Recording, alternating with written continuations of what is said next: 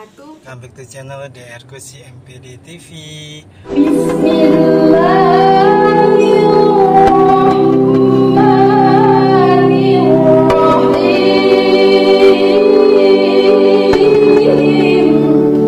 Curahkanlah di hati kami asma-Mu, ya Rahman, ya Rahim, agar anak-anak, para mahasiswa kami, wabil khusus ya Allah, mahasiswa STAI Sultan Syarif Hasim Siak, para wisudawan wisudawati hari ini ya Rabbal Alamin, mendapatkan rasa kasih dan sayang-Mu selalu ya Rabbal Alamin.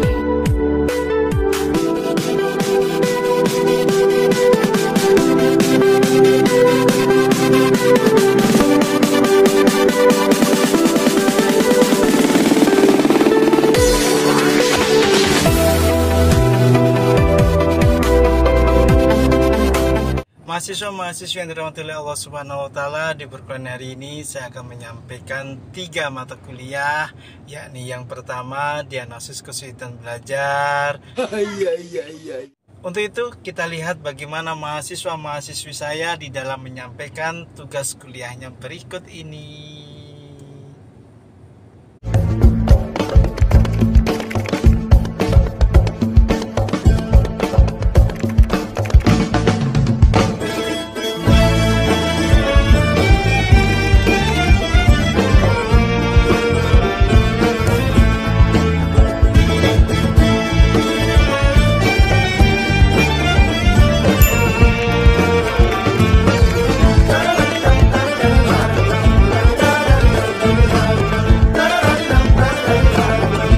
Nama saya Ide Sundayani, nomor induk mahasiswa 1214198906, Prodi Pendidikan Agama Islam semester 7A, dosen pengampu Bapak Dr. Iwan Agus Supriyono MPD.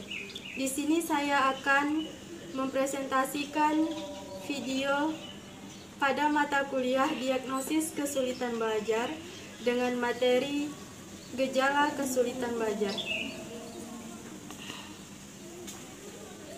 Gejala kesulitan belajar. Gejala-gejala yang menunjukkan individu mengalami kesulitan belajar diantaranya yaitu: yang pertama, hasil belajar yang dicapai berada di bawah rata-rata kelas, lebih rendah dari hasil belajar sebelumnya, serta tidak seimbang dengan usaha yang telah dilakukan. Yang kedua, individu lambat dalam mengerjakan tugas-tugas sekolah yang diberikan oleh guru. Yang ketiga, menunjukkan sikap yang masa bodoh amat, sering bolos ataupun tidak masuk sekolah, serta mudah tersinggung dan menyendiri. Ciri-ciri kesulitan belajar yang dialami oleh siswa diantaranya yaitu: yang A, gangguan persepsi visual. Yang pertama, melihat huruf atau angka berbeda dari yang tertulis, sehingga seringkali terbalik dalam menuliskan kembali. Yang kedua, sering tertinggal huruf dalam menulis. Yang ketiga, menuliskan kata dengan urutan yang salah.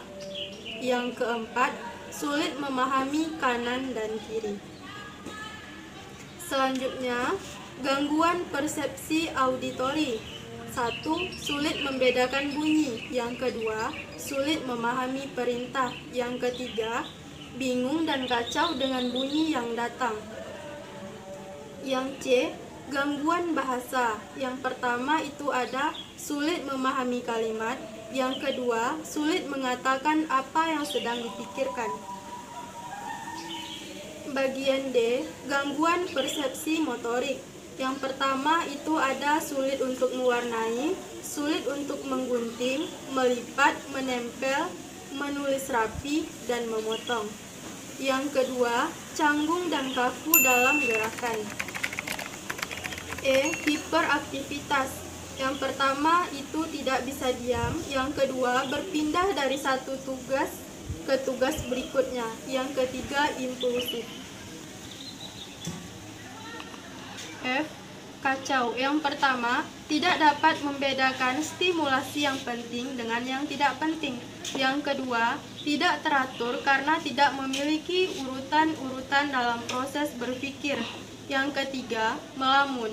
menghayal saat belajar di kelas. Bagian B, karakteristik gejala kesulitan belajar. Yang pertama, ada perkembangan terlambat. Yang kedua, penampilan tidak konsisten. Yang ketiga, kehilangan minat belajar. Yang keempat, tidak mencapai prestasi seperti yang diharapkan. Yang kelima, masalah tingkah laku yang menetap. Yang keenam, kurang percaya diri. C. Identifikasi gejala kesulitan belajar. Identifikasi masalah belajar siswa pada umumnya dapat dilakukan melalui penggunaan instrumen dalam bentuk non-tes. Instrumen non-tes adalah suatu instrumen yang digunakan untuk mengumpulkan data tentang sikap, perilaku, pendapat, pernyataan, dan spontanitas individu. Instrumen yang termasuk program non-tes berupa angket, skala sikap, panduan observasi, panduan wawancara, dan daftar cek masalah. Baiklah, sekian yang dapat saya sampaikan. Lebih dan kurang mohon maaf. Wabillahi taufiq wal hidayah. Wassalamualaikum warahmatullahi wabarakatuh.